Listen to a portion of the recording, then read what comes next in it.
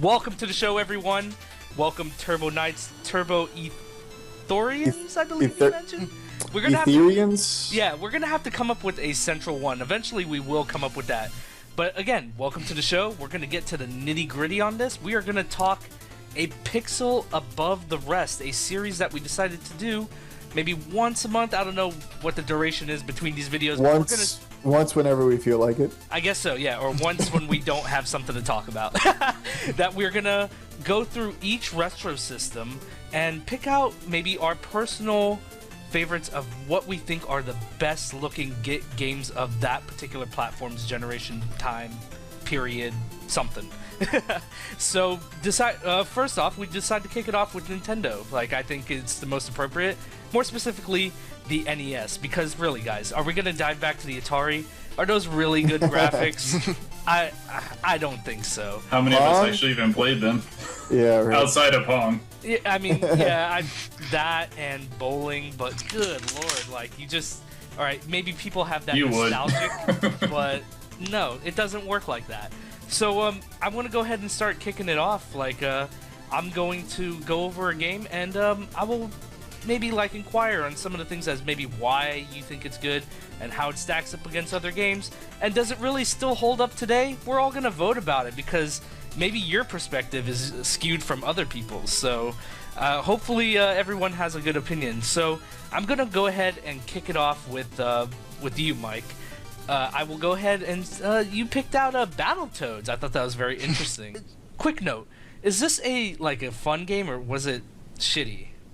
I guess that depends on your opinion. I mean, if you like a challenging game, then it's quite fun. If you find it frustrating, then you probably are going to hate it. I always enjoyed it, even though I thought it was really hard. I never really got particularly far in it, but now with Rare Replay, we all get another shot at it, so... Agreed, yeah, and so I think... Real quick, actually, does Rare Replay have save states? I hope so. Because if so, that would make that game a whole lot easier.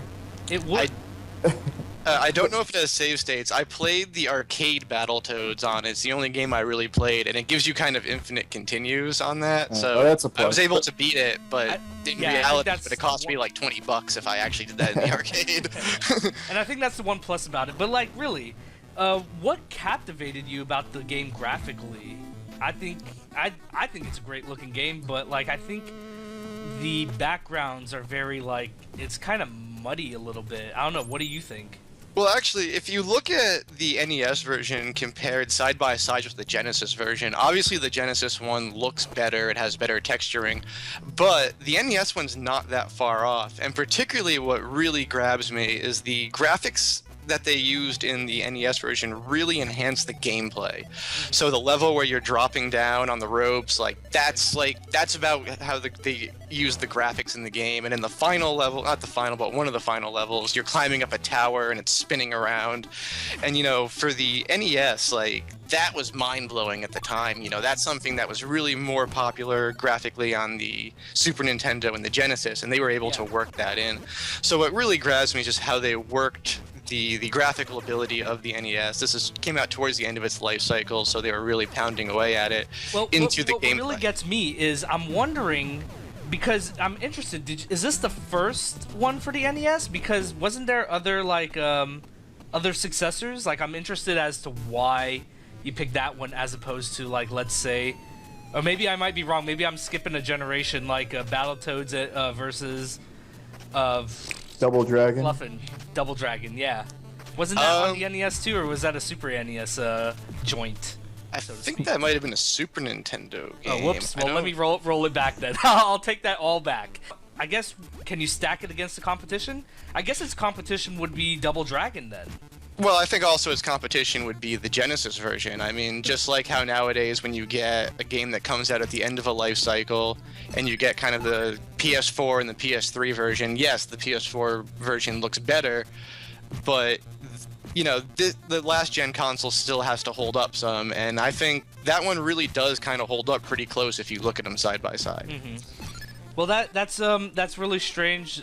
I don't really give a shit that it was on the Sega, but it was a good note that you pointed it out, without doubt, and because we're focused on the NES, buddy. Yeah, it was. Tell us how you really feel. It was. Seriously. It was a Nintendo game, though. It was out for, I think, Nintendo and Super Nintendo, yes. the Battletoads. Yes. I'm not sure. Mm-hmm. But the Battletoads, the one, just the Battletoads came out first. That one came out in 1991, and the Double Dragon one came out in 1993. That's what I like. I like to hear them stats. And would you recommend it, us in playing it? I mean, I could definitely see us like going at it one day for sure. Like based on the presentation. Yeah, I mean, I would absolutely recommend playing Battletoads. I mean, people need to know this game is more than just for trolling GameStop. It's a good game. It's fun to play. It looks good. What about the speeder bike section of the game? Because that's hard, internet notorious at this point. But again, like, yeah, it's challenging, but if you want a challenging game, you know, go for it. It's not impossible. It requires some memorization. You're going to put some work into it, but it's fun to play. And when you get it, you're going to get a nice feeling of accomplishment at the end. I would compare it more to a Mega Man game. I mean, you know, you can't praise Mega Man for being hard and then cry that Battletoads is too tough. Yeah, I guess you could say that. But, all right, so round of votes. Do we all think this holds up today? Let's get a tally going. Greg, you think it holds up today? Dimitri? Yes, I do. Mike? I do. I will have to disagree. I have to disagree with that. I think it's nice where it's the only like. I didn't want to give like a half-assed like shades of gray answer, but I would say it does hold up except for that speeder bike section. I still think that speeder bike section is bullshit and it's just like hard for no reason other than to just be hard. So, but that was my. There's a couple overall, yes. There's a couple other parts like that later in the game. Everyone focuses on the speeder. I think there's another part where it's kind of similar to the speeder later in the game. That's almost as hard, if not harder. Let's see. Well, like I think so graphically, how like I shouldn't be talking about this because it's the NES. We're talking NES, but for Rare Replay, real quick, do they kind of like clean it up a little bit, or is it like just a straight emulation? I didn't play that one on Rare Replay. I only played the arcade version. I played this one back in the day when I was a little kid. A quick thing I actually read about was that a lot of old Nintendo only games couldn't really be re-released a lot of times because Nintendo doesn't allow their original hardware to be emulated on other devices. Mm-hmm. So that's why it took so long just to re-release Battletoads. The old school one was because they had to figure out a way to like get it to work, but without using any of Nintendo's old hardware because you can't emulate. Unlike Sega, if you go to like Bed Bath & Beyond, you find one of those like 100 Sega games in one, like machines everywhere. Created by a Chinese manufacturer. I found that very interesting. Like, how did they get away with that? That seems Sega sold them the rights to do it. Yeah, I guess so. I mean, more power to them. I've gotten tempted, but again, we're kind of straying away from the topic a little bit. So. Points you made on it, Mike. I thought maybe I'll have to give it another look. I did look at it earlier in the week. I don't want to. Did you look at that tower level that I was talking about at the end, though? Yes, I did. I mean, that's pretty impressive for the NES. I mean, there aren't too many other NES games that pull off graphics like that. Yeah, no, I'll agree. But like, let's see if we can dive into another game of this subject. I'm gonna go ahead and kick it over to you, Greg. Super Mario 3 you picked. I thought that was very interesting. I think it's needless to say, like... Well, that was a gimme. That was like... Yeah, really, why would that be interesting? Yeah, I mean, like, the questions answer itself, and at this point, it's like, alright, was it a shitty or fun game? Of course that was a fun game. It was great. Like, they've improved on every dynamic, so... We're just going to leave it at that. But Greg, why did you pick that one? What captivated you about that game graphically? Was it the background, the presentation, character design, color palette? Come on, just spit it out for me. Let me know. Well, first and foremost, it let me really see what the NES was actually capable of because, in all honesty, if you look at Super Mario World, even though it came out 2 years later, it's built off the same base game and it's not that much better looking. I mean, granted, 16 or 18 bits, obviously it's going to look a little bit better, but Super Mario 3 still looked damn impressive for its time for, 1989, 1990? Yeah. But the thing that really got me the most was just the world map, just not only its implementation, but the fact that it wasn't static. There was actually some interactivity going on, stuff was moving around. You could see where you were going to go. You could see, okay, here's World 1-1, here's where I got to go, here's these little side things I can do, and oh, there's the castle that I have to work towards. So it really made you want to keep going forward and just not put the controller down. They really did a lot of stuff. I think things about Super Mario 3 is that it was just, I don't know how if you guys felt the same way, but it came off like very like static with the predecessors. That is like as far as like 1, 2 is a completely different game. But if we go off of 1 and the Lost Levels, which is actually the true 2, like the way you interact with the world in 3, you're able to grab the shell. Mario's interacting with the background in a certain way that was different from what you saw previously. So I just thought, I mean, he's not just sliding down the stripper pole, you know, he's doing other things too, and I think that's really cool. Like, definitely some advancement that we've seen at that time.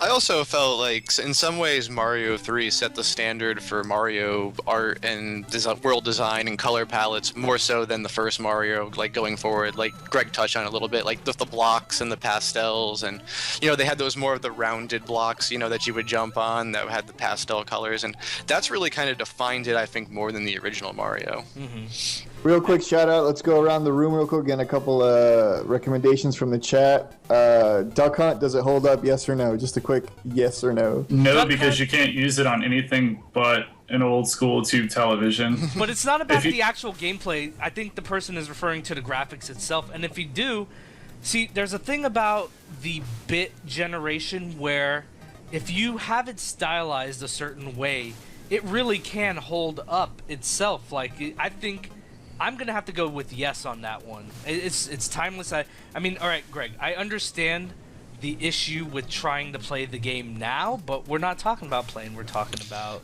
how it looks. Well, I mean, if it holds up, but if you can't play it, it doesn't really hold up. Well, then just look at Let's Play videos. Well, it's simpler graphically compared to later Nintendo titles. I think another one we got a shout out for was Ninja Gaiden. That's a fantastic looking game. That one still holds up. That one was, I was juggling like which one I wanted to talk about at that point, because definitely, like, if you look at the character design in it, it's so finite. So is that a yes or a no? What happened here? I picked yes.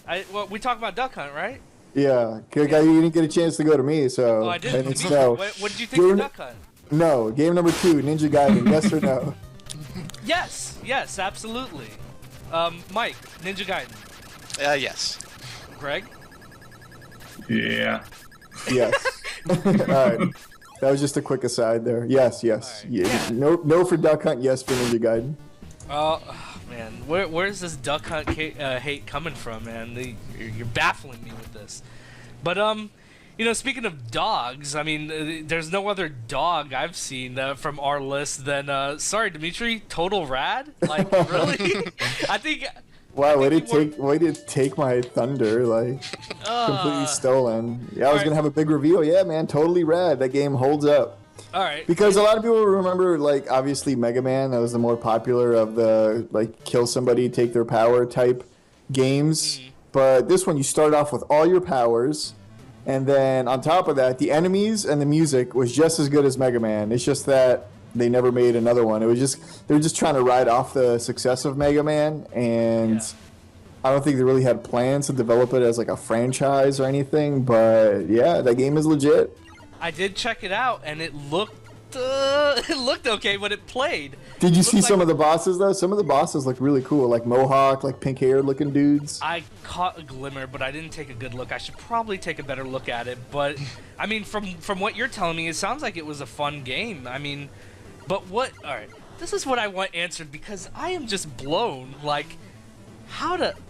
Let me be a little bit more unbiased about it. How did it captivate you, Greg? Dimitri? Whatever your name is.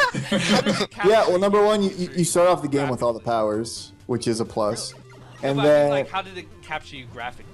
Like, how? Like, did you just? it was think bright. Have you seen the cover? It's like a yellow. It's like a yellow cover with like some dude with like a green mohawk. So that alone right there just sold me. Well, that's Like, very this is gonna be interesting that badass. you brought this up, like box art. Box art definitely counts like as something that could really sell you on a game. So Yeah. Plus that, once you get into it, it's like super colorful, and it's like, I think one of the levels is like a circus, and it's got like it's got like a good like little 8-bit like variation of the classic circus music. So yeah, it's just a really, really colorful game with cool superpowers. All right. Well, the one thing I wasn't too keen on, personally, was the actual character design of the main, like, character. That one, he did look a little janky. They like spent all their resources on everything else except for that. Yeah. It's just like some dude wearing like a blue shirt with black shorts, just like running around. Yeah, maybe that's why they never made a sequel, because they couldn't really do anything with that main character. Well, so would you recommend us like giving it a shot, or anybody else in the audience? Oh yeah, totally. Yeah. Totally rad. All right, round of votes, guys. Does this hold up, Greg? Yeah, I thought it was pretty interesting. What, Mike? I'm gonna What's say wrong with no. that? Graphically, I thought it was pretty average looking, and I've seen. And if we were gonna go with a Mega Man clone, I thought Wampum was a better looking Mega Man knockoff. Well, I mean, we can't go with the mainstream, like, because obviously a lot of the Mega Man games, I think, still hold up, which is why they made Mega Man 8 and 9, you know, in the vein of the 8-bit games, and those came out, what, like 4 or 5 years ago? I mean 9 and 10, but I know exactly what you Yeah, mean. that's what I mean, yeah, 9 and 10. Yeah. Well, as I said, like even Wampum, I mean that's a low budget kind of Mega Man style knockoff game, just like gameplay wise. But I thought that actually looks pretty good. Yeah, and then I know Dimitri's vote would be yes, so I'm gonna leave it on a tiebreaker and say You can say no, it's alright, brother. yeah. And okay, so that's but interesting pick. You didn't pick like a mainstay game, you know, very interesting. Well, because I knew let me not die here. I knew Greg was gonna go with Super Mario 3, so I had to really dive in the bank to kind of see what stood out to me. Oh, you did a really good job, and I commend you for that. Now, one that I'm gonna toss one out, and I'm going to say the cutesy pink fuzzball. Well, he wasn't really fuzz of Kirby's Adventure. Hey. Yeah, I think that totally deserves a shout out. I mean, all right, I know it's an NES game. I bought it for the Wii U Virtual Console, like which it pretty much emulates it perfectly. I was blown away. Like, I don't know why I forgot like what the game looked like, or maybe because like it was dealing with like those old like boob tube TVs, like that you didn't really get to see like the crispness of like the actual game itself. But wow, like as far as what captivated me graphically, the background, very colorful, some very light like color palettes, you know, that are very like captivating for the eye. The character design. Would you say those designs were totally rad? I think Or were they rad totally? But anyway, continue. I would say tubular, but we'll go with that. And just, you know, character design was okay, but just I think that really caught me was the color palette. I think it was just I can't look for another word that says anything better than colorful. It was just, and like obviously the game holds up. Definitely a great game. Would obviously recommend it to all you guys. I mean, if you haven't played it, but come on, guys, we've all played it, right? I had it on the Game Boy, so it's the exact same game. It just looks not nearly as pretty, obviously, because there's no colors. So I loved playing it on the Game Boy back in the day, but I need to get the full colorful version to really appreciate it.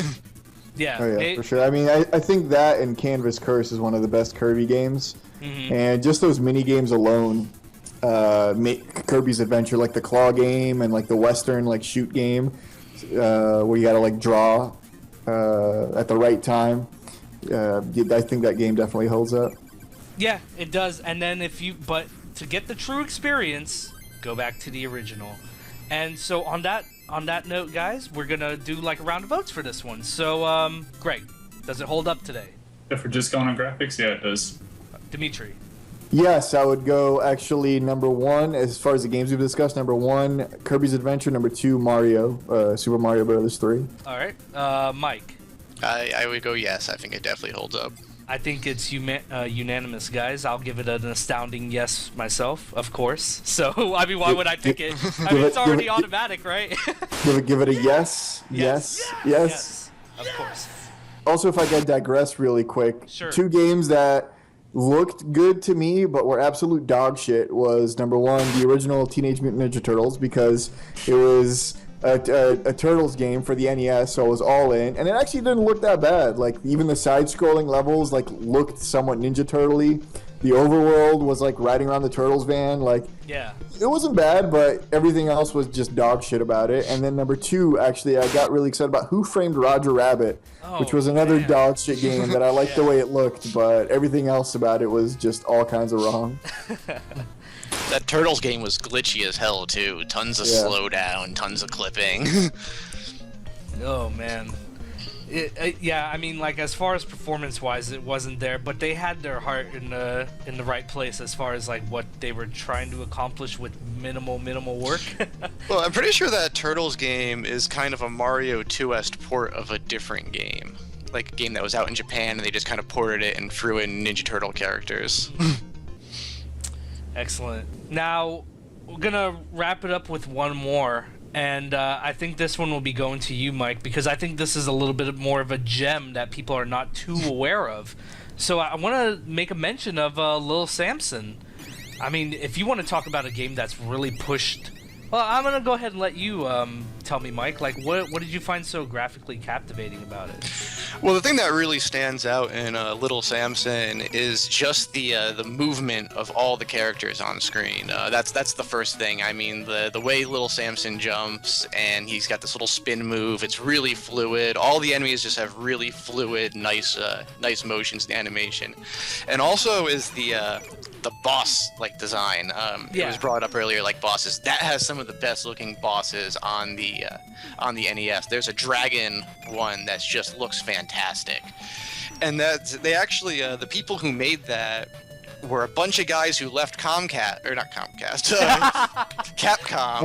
including some that worked on games like Mega Man 6. They left that, started their own gaming company, and that was called Concept. No, that was a different person. And that's what, one of the games they came up with, and it sold really poorly in America. It came right out at the end of the Nintendo's life cycle. It got overlooked, and not too many people played it because it's impossible to find. It's one of the rarest games on the NES, and Video Game Price Chart has it at $800 right now. So yeah, and it like like you mentioned, animation was great. I thought the backgrounds were really nice too. They put a lot of good color in it. There wasn't and it wasn't muddied out or anything, or just there was a lot of effort. Didn't look lazy at all. It was really a good way to go out. Do you know when it came out? I think it's 91 again. I think it's 92, but we'll go with that. 91 or 2. Yeah, and I think that was a good one to really bring up. I mean, was there anything that really competed with it at this point? Graphically? Mm-hmm.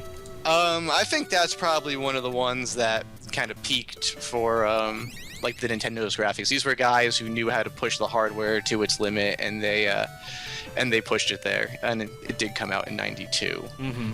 But another thing is the actual gameplay. I mean, if you're talking about a game that's also looks good and fun to play, the gameplay is really good. There's 4 different characters, kind of Mario 2 style, that play differently. Mm-hmm. You can switch in between them while you're playing.